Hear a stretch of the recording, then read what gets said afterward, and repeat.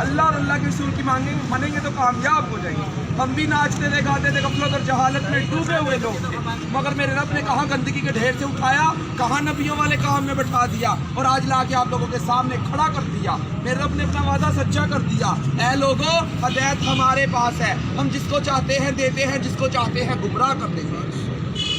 اے لوگوں، عزت کے خزانے ہمارے پاس ہیں، ہم جس کو چاہتے ہیں ذلت کے نقشوں میں عزت پہنچا دیتے ہیں اور جس کو چاہتے ہیں عزت کے نقشوں میں ذلیل کر دیتے ہیں۔ وہی ہے وَتُعِزُّ مَن تَشَاءُ وَتُذِلُّ مَن تَشَاءُ، اس کے علاوہ کوئی عزت دینے والا نہیں، اس کے علاوہ کوئی ذلیل کرنے والا نہیں۔ کیسے کیسے لوگ آ کے سمجھا رہے ہیں، ابھی بھی نہیں سمجھیں گے تو پھر کب سمجھیں گے؟ اللہ تو ناچنے گانے والوں کو بھیج رہا ہے۔ اللہ کہے گا میں نے علماء بھیجے، مفتی بھیجے، قاری بھیجے، دین کے دائی بھیجے، حتیٰ کہ ناچنے گانے والوں کو بھی ہدایت دے کے آپ کے سامنے کھڑا کر دیا تھا اور وہ بھی یہی کہہ رہے تھے، اے لوگوں اللہ کے حکموں کو مان لو، نبی کے طریقوں پر چل لو، اسی میں کامیابی ہے۔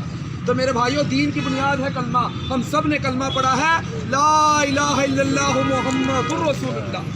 اس کا مطلب ہے کہ اللہ کے سوا کوئی معبود نہیں، حضرت محمد صلی اللہ علیہ وسلم اللہ کے رسول ہیں۔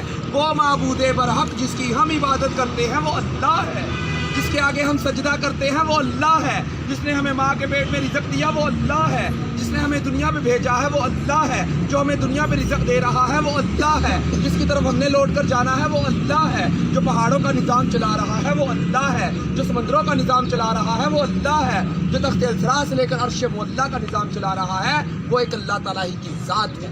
اس کے علاوہ کوئی دوسری ذات نہیں ہے، وہ وحدہ لا شریک ہے، اس کا کوئی شریک نہیں ہے، نہ اس کا کوئی ہمسر ہے، نہ کوئی ثانی ہے، نہ کوئی ساتھی ہے، نہ وہ کھاتا ہے، نہ پیتا ہے، نہ سوتا ہے، نہ اس کی کسی سے رشتہ داری ہے۔ وہ بے نیاز ذات ہے، وہ بے نیاز ذات ہے، وہ صمد ہے، وہ بے نیاز ہے، وہ خالق ہے، وہ سب کو پیدا کرنے والا ہے، وہ رازق ہے، وہ سب کو رزق دینے والا ہے، وہ سمیع ہے، وہ سب کی سننے والا ہے، وہ بصیر ہے، وہ سب کو دیکھنے والا ہے، وہ علیم ہے، وہ سب کچھ جاننے والا ہے، وہ الباری مصور ہے، وہی جان ڈالنے والا اور صورتیں بنانے والا ہے، وہ الحی ہے، ہمیشہ ہمیشہ زندہ رہنے والا ہے، وہ القیوم ہے، سب کو قائم کرنے اور سنبھالنے والا ہے، وہ وہاب ہے، سب کو عطا کرنے والا ہے، وہ قہار ہے، سب کو اپنے قابو میں رکھنے والا ہے، وہ جبار ہے، زبردست ہے، وہ المومن ہے، امن اور ایمان دینے والا ہے، وہ رحیم ہے، بے حد رحم کرنے والا ہے، وہ رحمان ہے، بڑا مہربان ہے۔ وہ کون ہے؟ وہ اللہ ہے جو ہم پر مہربان ہو گیا، جس نے ہمیں انسان پیدا کیا،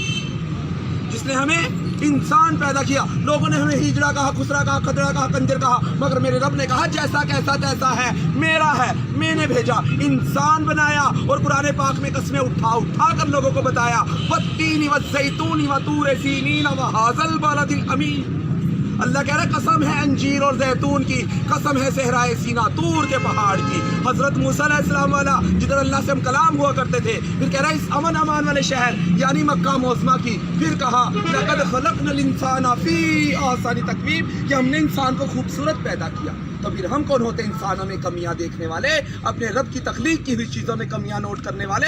اللہ کے نبی نے فرمایا اس وقت تک اسے موت نہیں آئے گی جب تک کہ اس کی کمیاں نکال کے اس کے اندر منتقل نہ کر دی جائیں گی۔ رحمان کا کام ہے خوبیاں دیکھنا، شیطان کا کام ہے کمیاں دیکھنا۔ شیطان تو کمیاں دکھاتا ہے، میرے اندر 101 کمی ہے، مجھے دیکھ کر چلو گے تو گمراہ ہو جاؤ گے، اللہ کے نبی کے طریقے کو دیکھ کر چلو گے تو فلاح پر پہنچ جاؤ گے، بامراد ہو جاؤ گے، دہشت ملے گی، جنت ملے گی۔ اس کے لیے تیاری ہو رہی ہے دین کی محنت سے۔ میرے بھائیوں، جن کا وقت نہیں لگا، اگر ہم جیسے لوگ 4 مہینے لگا سکتے ہیں، آپ لوگوں کے لیے کوئی مشکل نہیں ہے۔ یہ ہے کوئی مشکل؟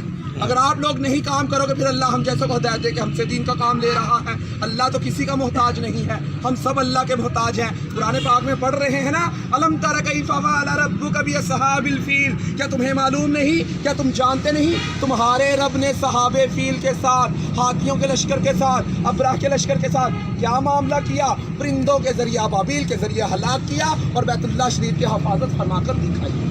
نمرود کو ایک مچھر کے ذریعے ہلاک کیا، جس بادشاہ کے تخت پر بیٹھ کر وہ سجدے کروایا کرتا تھا، اسی بادشاہ کے تخت پر بیٹھ کر اللہ پاک نے اس کے سر میں چھتر لگا کے دکھائے۔